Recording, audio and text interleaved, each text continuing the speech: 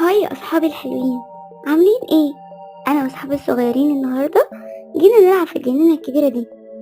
ايه رأيكم نركب الزحليقة الأول؟ يلا، بس اللي يجي بعدي لازم يجيب لي حاجة حلوة. وفجأة ولد صغير قرب من صاحبتنا الصغيرة ومد ايده يلمسها من غير ما يستأذن. تعالوا نشوف هي عملت ايه. ايه ده؟ أنا مش بحب كده. برافو يا منى، عندك حق، اللمسة دي اسمها لمسة وحشة وما ينفعش حد يلمسنا غير لما نكون موافقين. طيب يعني انا ايه الفرق بين اللمسة الحلوة وبين اللمسة الوحشة؟ بص يا صاحبي، اللمسة الحلوة هي اللي بتخلينا نحس بالأمان، زي حضن بابا وحضن ماما لما يطبطبوا علينا كمان. هي اللمسة اللي بتخلينا نحس بالخوف أو بالضيق، وساعتها لازم نقول لأ لأ بصوت عالي ونبعد فورا ونروح نحكي لحد كبير ونثق فيه زي ماما أو بابا.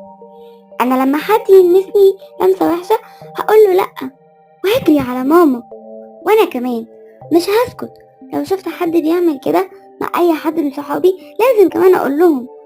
برافو يا أبطال، كده احنا عرفنا نحافظ على نفسنا ونساعد غيرنا كمان.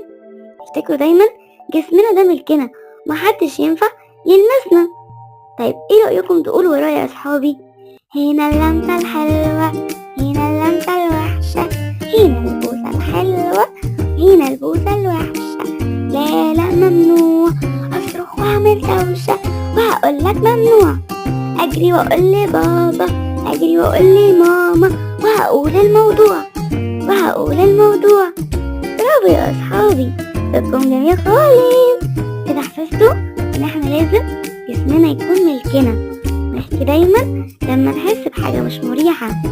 برافو يا أصحابي الحلوين، استنوني المرة اللي جاية في قصة جديدة. بحبكوا قوي، باي باي.